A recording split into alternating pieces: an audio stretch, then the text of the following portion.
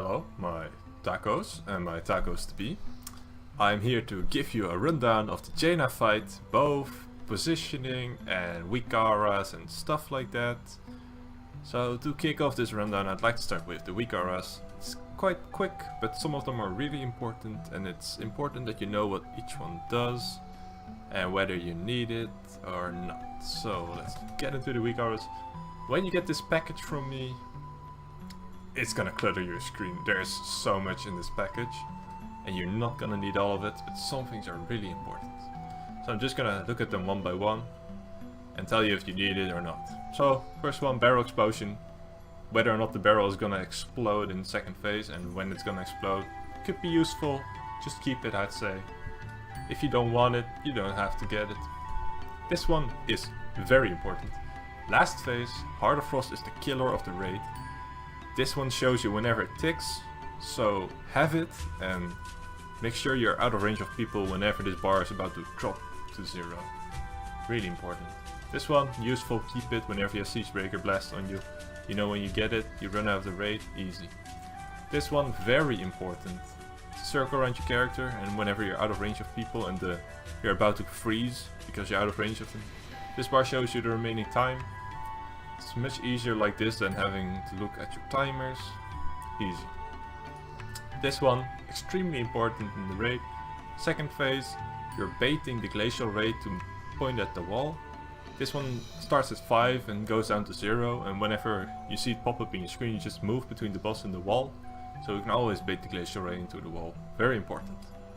This one is for the new mechanic, whether you have to stack with people and when you're gonna freeze and stuff. It's gonna fill up slowly. It's very useful. It shows you the amount of people you need to stack with. It shows you the timers. Very useful, keep it. This one is only really important for tanks. It shows the AoE that's about to come in, the cleave.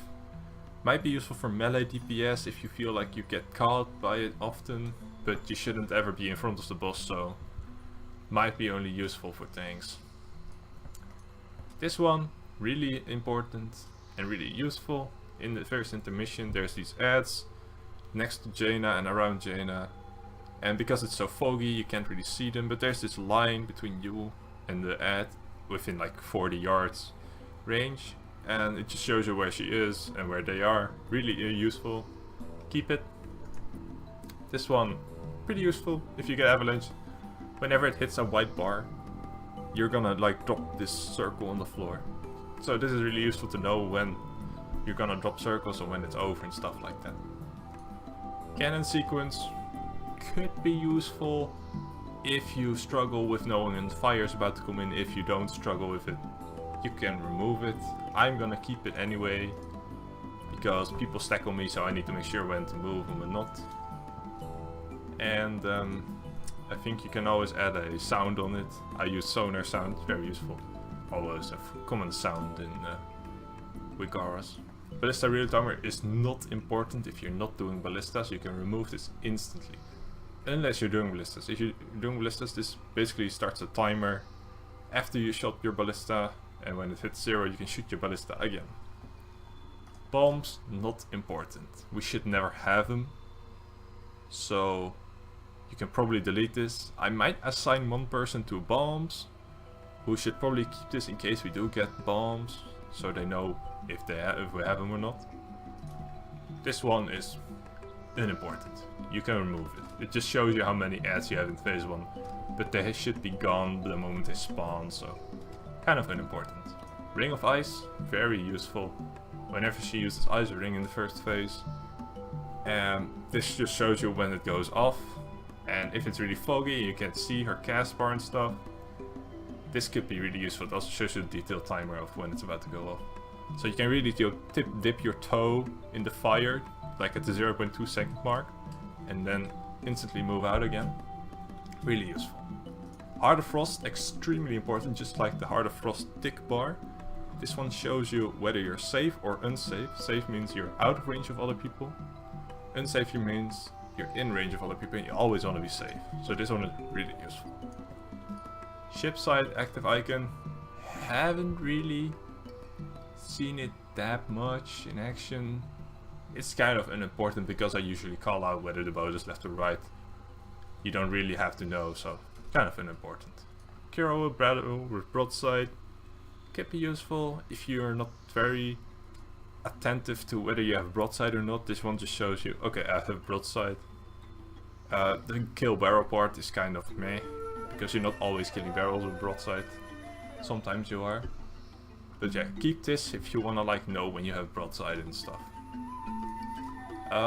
Unexploded ordnance helper, I'm not sure what it does. I think it just pops a icon above the bombs in phase 2 that you haven't exploded yet. It's probably not important for you. Might be important for me, but not for you. I don't really even know what it does exactly, if it's useful or not, so I'm gonna keep it. You can probably delete it. Next one, anchors Weya to culture, and this one you can just delete because we don't have any ads in phase 1, because you just delete them the moment they spawn, so you're never gonna get fixated, so just you can delete this one. Jaina orb soak detonation, useful, because whenever she in last phase summons this orb that you need to soak, it shows you when the orb is about to explode on its own and how much time you have to soak. And the second orb in phase 3 we're not gonna soak, so that's basically your timer, like, oh, when this orb is about to explode, then it's a wipe. So you wanna make sure you have this to know when we need to push her and kill her in the last phase. This one, not very useful, you can probably delete this. Whenever you get frozen, just says your name and what role you are, but whenever we have frozen people, we have to break them out anyway, so it's kind of irrelevant what kind of role you have and who it is. We just break them out anyway. This one is extremely important last phase. There is an elemental that needs to be interrupted. I'll go more into this in the positioning part of this video and how I want to handle that part. But yeah, this one you definitely need to keep. So keep it, yeah. Prismatic image warning. Not really important. The image doesn't really... we don't really do anything with the image, so whether we find out when it spawns doesn't really matter, because we do the same dance in phase 3 always, so the timing of the image is kind of irrelevant. Chilling touch warning could be useful. It basically pops up whenever you have 16 or higher stacks, and it tells you, hey, I'm about to freeze, get in melee. Well, on Mythic, you kind of always stacked with the melee anyway, so it's not that useful, but you should probably keep it anyway, just in case. By the way, it only pops out at 60 stacks. You shouldn't get near that number. The only time you should actually get near that number is in at the end of phase 3, maybe. Maybe if you get it in phase 2, then yeah, just stack in melee, make sure you stack there. Shouldn't happen really. Icefall warning could be useful. Basically, she spawns an icefall and 10 seconds later it drops down this huge chunk of ice. This just shows you when it's about to fall. Could be really useful. Just so you know how much time you have left to dodge it and whatnot. So really useful, more, but kinda useful also. That's basically it, and I think most of them are quite useful, and some of them you can just simply delete. And yeah, that's it for the Weakauras. Let's get into the actual fight. The entire fight is like a big coordinated dance. Intermission 1, phase 2, intermission 2, phase 3. The way you move is the same every single pool. Except if you like get a mechanic on you and you need to move out. But I mean, as a group you move the same. Phase 1 is entirely different. It's in completely RNG phase. And RNG controls your movement. The tank has the boss over here and range is over here. So to start off, we're gonna have about 3 or 4 boats. If we use Vantas and have enough DPS, you can push her to the next intermission and then after the 3rd ring. So you're gonna have 3 boats, let's say 3 boats. It's either gonna spawn left or right, that's random. But the boats after is always alternating, so the 2nd and the 3rd you know. And that's important.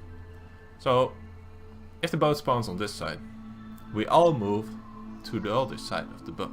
If it spawns on this side, we all move to this side of the boat. That is to make sure that whenever Jaina uses her freeze on the ballista, it's always a ballista that's not on the side of a boat. Very important.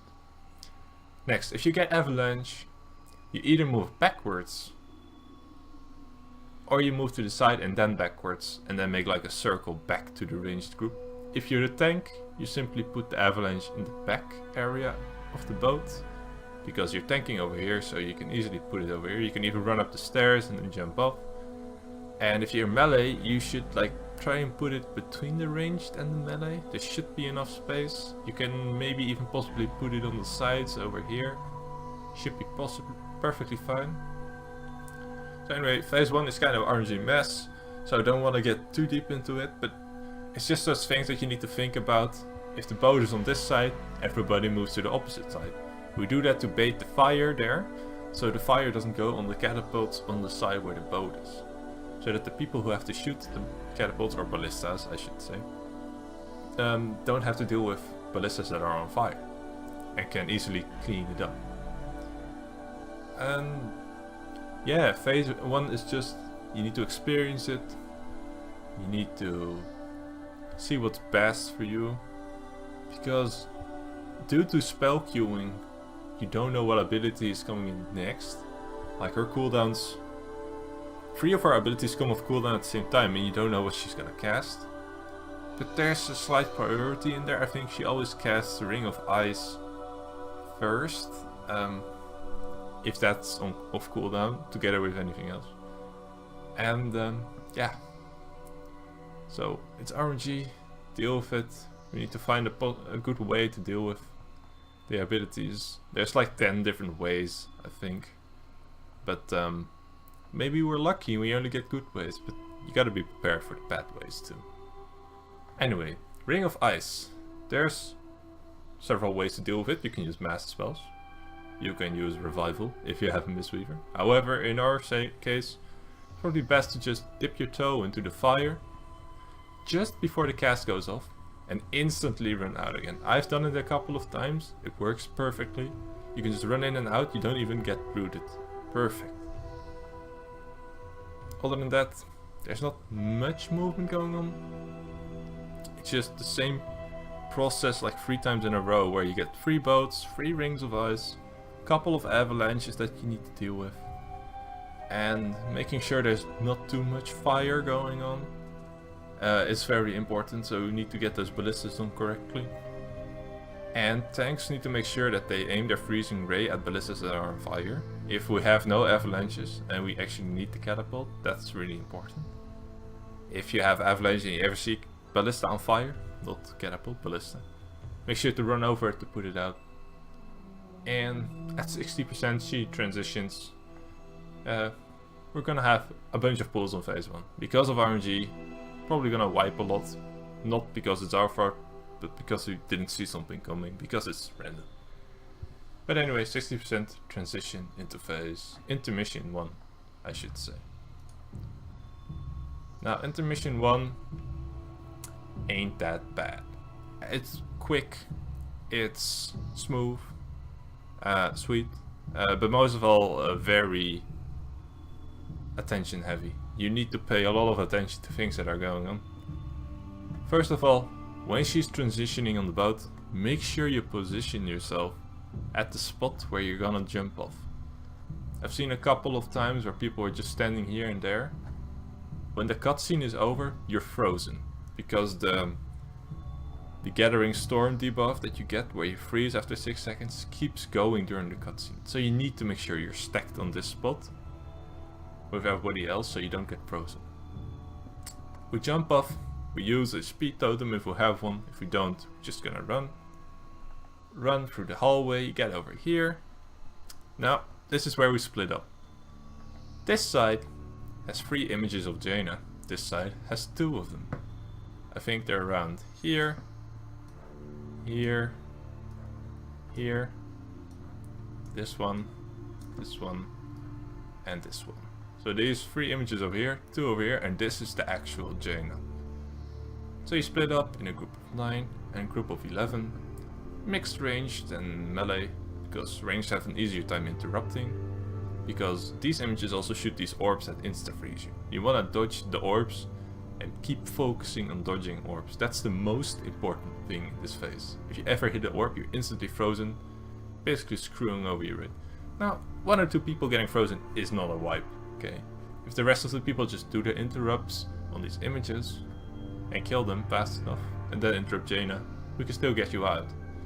But it's gonna complicate things a bit in phase 2. So, please pay attention when you're walking through this. It's really important that you don't get frozen, and that you interrupt your interrupts. They're assigned, of course, and that you kill them. You put 11 people on this side because there's 3 images, 9 people on this side because there's 2 images, and then 1 person that's also assigned interrupts Jaina. And you go to phase 2. As we enter phase 2, we can start dancing. We start over here where Jaina was, and there should be a barrel around here, barrel around here, and a barrel around there. So we're gonna tank Jaina right next to the barrel, and instantly as we get into phase 2, a broadside comes out, we put it on cross, and you move back into the group, barrel becomes free. Right after that, you get a glacial ray. Now there's a chance that we cannot bait this glacial ray because it comes so quickly. But if you're fast enough and everything just stacks over here, you can still bait it in like you want to. Use the timer as in the Weakaura, bait it in, you then dodge it by moving out, and we kill the barrel at that same point. We get rid of our stacks. Everybody has like 10 stacks. It's a high amount, so that's our user healing. A couple healing cooldowns to get rid of, to get everybody topped up before we break the barrel. And while she's casting Glacial Raid, the 2 tanks move towards Cross. They move to the entrance of the raid, of this area. They have to be together because of the Gathering Storm debuff, but the boss is gonna cast Avalanche right after a Glacial Raid. And you wanna put the Avalanche as far away as possible from the raid as you can, because you don't want those patches anywhere near you, and you want to give people the chance to dodge the ice chunks that come from the Avalanche. So right after that, kill the barrel. We get rid of our stacks, and right after the barrel explodes, we run, we wait for the icefall. Icefall is gonna drop, and then we run to cross, and we tank the boss over here. And then that's where you get like a siege breaker blast, which you just get out of the raid, and you get gripped back in by a priest. And you also get broadsides, you put them on cross barrel. But we do not kill the barrel yet, because, well, at that point we only have like 3 stacks, maybe 4. Something like that. We don't want to kill the barrel yet. So we're just gonna stack here, bait the Glacial Ray, and after the Glacial Ray is over, we have some time to nuke the boss, put some DPS in her. Don't really have to deal with any mechanics at that point. Just need to make sure that people don't get too many stacks, or that the tanks don't get too many stacks, more importantly, from her abilities. But if they do, and they do end up in a block, it's probably worth getting the barrel instead of actually breaking them out, because it usually they kind of have to taunt swap to make it as late as possible, to get blocked as late as possible, preferably not at all. But if they do, then we just break the barrel. Boss should be around 44-43% at that point, I think. Not too sure, but it should be. And at that point we get another avalanche, so kinda wanna watch out. And the tanks need to run away again. Actually, it's not both tanks, it's only the tank tanking her currently. He runs to this side, because putting the patches over here, we don't need the area anymore. So just put the patches over here. And we have one of the mages go with you, because just before that avalanche, there's a Gathering Storm. And during this Gathering Storm, there's also an icefall. Now this is where the RNG in phase 2 comes in. This is the only point that's RNG. You have Gathering Storm, so you have no vision of the rest of the area, because it's entirely misty and stuff like that. And icefall comes in, and you don't know where it's coming from. It can come from here, there, everywhere, basically. But if you're really unlucky, it's coming from here straight to the barrel where everybody is, and you have no way of telling. So if it happens, and it's a wipe instantly. That's RNG for you.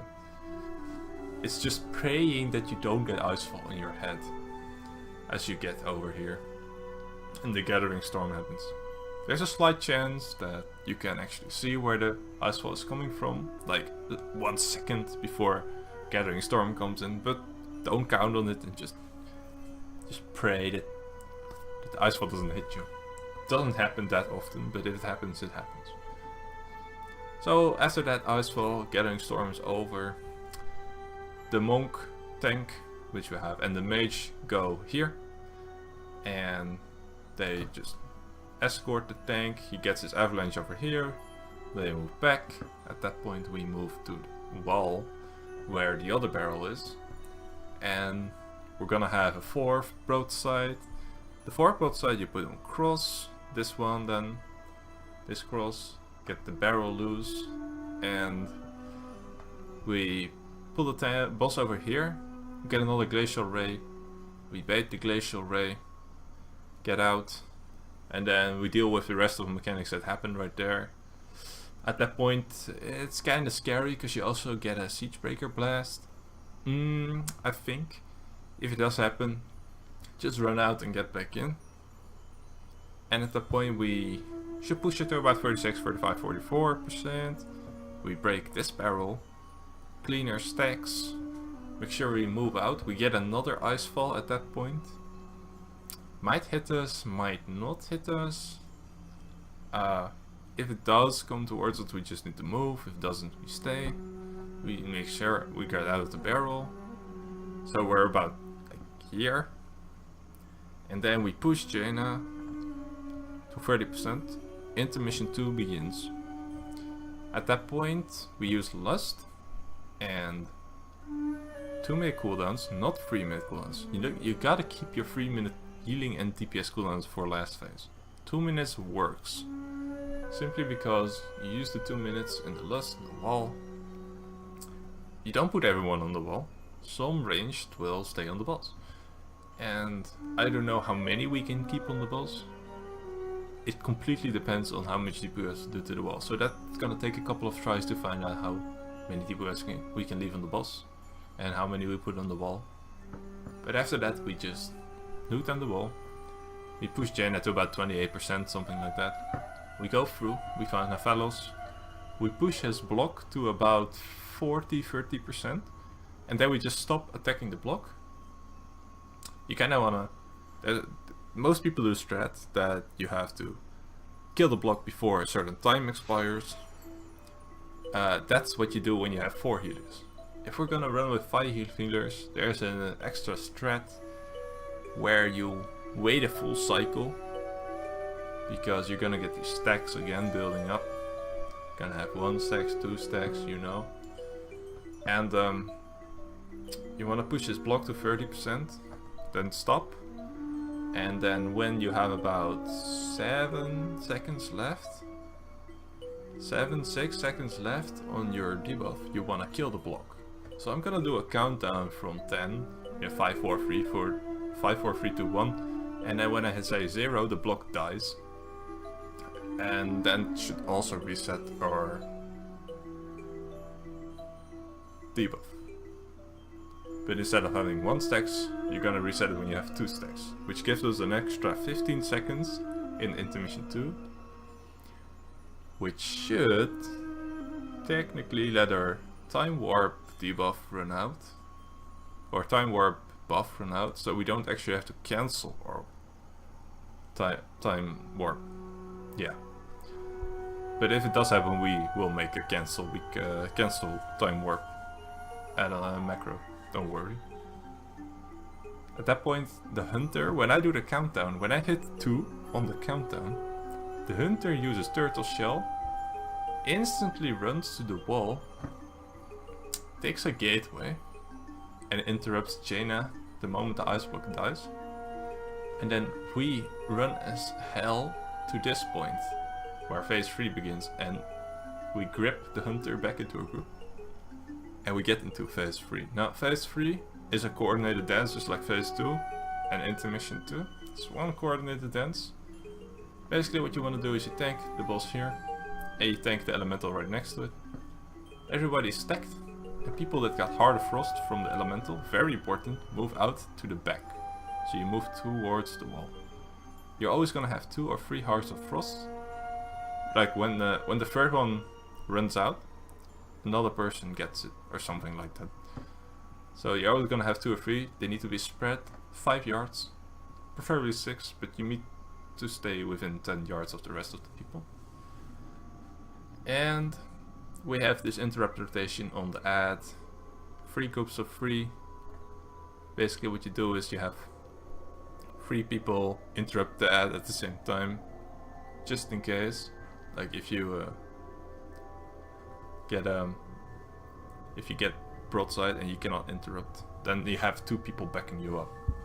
So you don't do one long interrupt rotation, you just do 3 groups of 3, and you get a number, each group gets a number, and you have this Weakaura that puts a number above the elemental's head, and you interrupt the water bolt volley cast when it's your number. All 3 of you. So, and that's how you do the interrupts. Very important that you do them. If you miss an interrupt, it's a wipe. Very important. And so Heart of Frost goes out, broadsides go together out, everybody else is perfectly stacked. Image spawns, and just when the glacial ray is about to come in, move to the left, wait for the glacial ray, and then instantly move to the right all the way over here. So that means all the glacial ray is over here, including the one from the image, and we move to the right. Now at this point you're about to get Gathering Storm, and the first tank just needs to die. Suicide, so you don't spawn any ice blocks and you don't spawn any of those lances, you just die. We make sure to put a soul stone in the first tank, boom, res.